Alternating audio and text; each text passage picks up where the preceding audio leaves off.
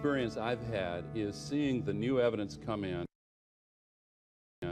at first month by month and week by week. Now there are studies every day practically, and it just keeps getting clearer and stronger. America's on the verge of technological breakthroughs that will enable us to live our lives less dependent on oil.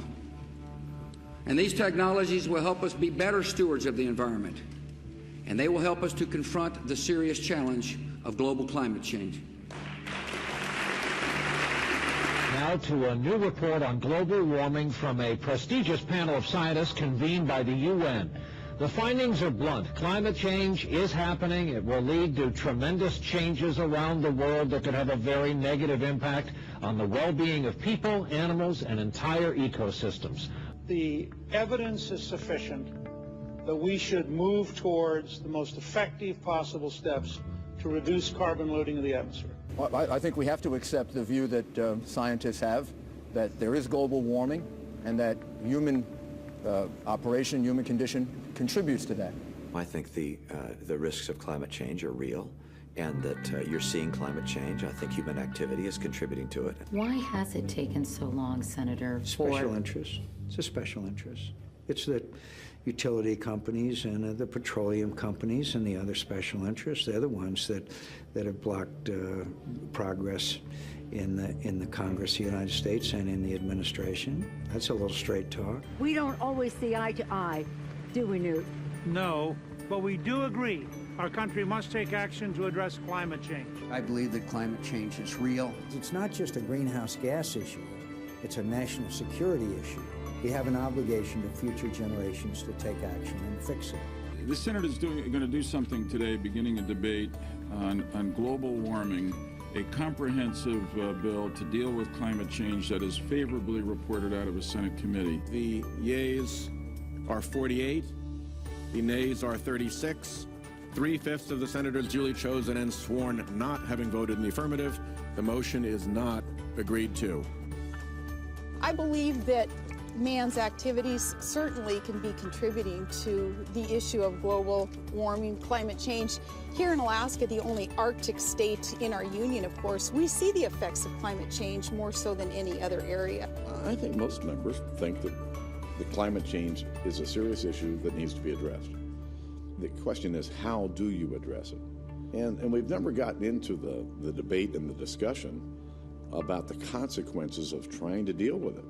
We need to ultimately make clean, renewable energy the profitable kind of energy. So I ask this Congress to send me legislation that places a market-based cap on carbon pollution and drives the production of more renewable energy in America. The sweeping climate change bill that's a top item on President Obama's agenda passed narrowly in the House of Representatives last night. Only 8 Republicans crossed the aisle to vote with most Democrats for the bill. 44 Democrats joined most Republicans in voting against it. Stolen emails from top researchers were posted online. Global warming skeptics saying those emails suggest that scientists may have worked together to manipulate global warming data. Defenders say those emails are being used out of context. President Obama has said that people are justified in being disappointed by the outcome of the Copenhagen Climate Change Conference last week. In an interview on U.S. television, Mr. Obama acknowledged that nothing had been done to achieve a significant cut in greenhouse gases. But he said that the non-binding agreement reached in Denmark was better than nothing. Top U.S. scientists urged drastic action today to slow global warming. For the first time, the National Academy of Sciences called for a specific change in climate policy. It recommended a carbon tax on fossil fuels or a cap-and-trade system for greenhouse gas emissions. Senate Democrats pushed the climate bill off the table and into a very uncertain future ahead of November's midterm elections. And I'll take dead aim at the cap-and-trade bill. The Republican takeover of the House is likely to change the political climate on the issue of global warming. And it is safe to say that the president's cap-and-trade legislation, that whole idea, is virtually dead. House Republicans say they will scrap the Select Committee on Global Warming.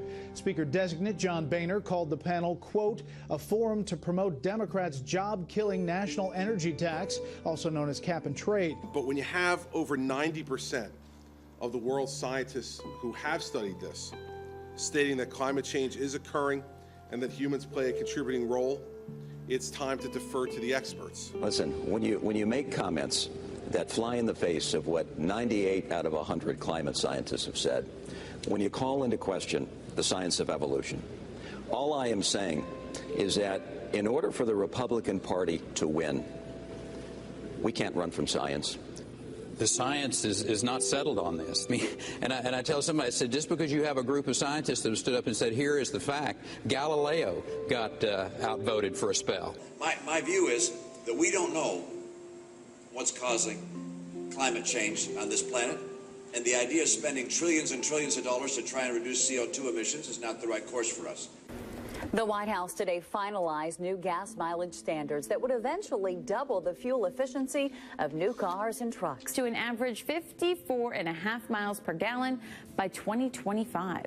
Obama can't get through climate change legislation, so the EPA is going to use its authority to do what it can in that regard. President Obama promised to begin to slow the rise of the oceans.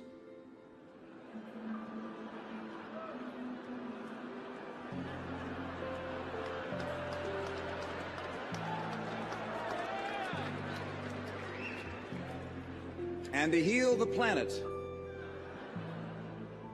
My promise is to help you and your family.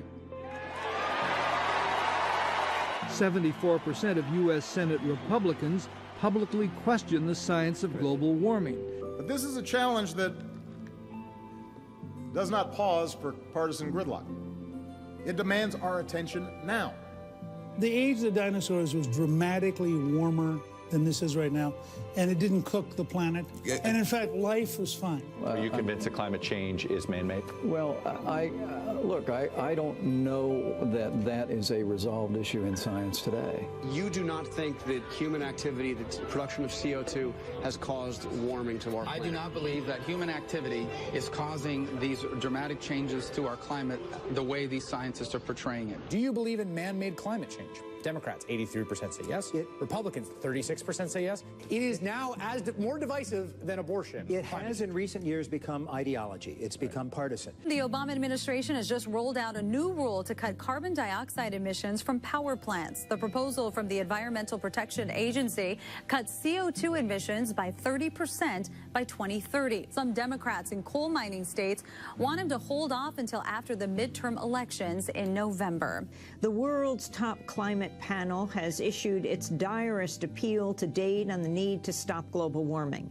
In a new report, the United Nations Intergovernmental Panel on Climate Change says continued emissions of greenhouse gases will cause further warming and long-lasting changes in all components of the climate system, increasing the likelihood of severe, pervasive, and irreversible impacts. Scientists report that 2014 was the hottest year in recorded history for the planet, and that dates back to 1880. Satellite data demonstrate for the last 17 years there's been zero warming, none whatsoever.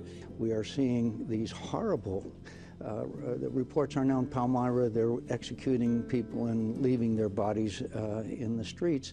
Meanwhile, the President of the United States is saying that the biggest enemy we have is climate change. We've had one record-setting year after another as far as the heat on this planet. So I don't buy that, Joe. What do you mean you don't buy it? I just don't buy the fact. I don't buy the fact that it's a crisis. I don't buy the fact that it's a crisis. I just don't. I think that there'll be little change here. It'll go up. It'll get a little cooler. It'll get a little warmer, like it always has for millions of years.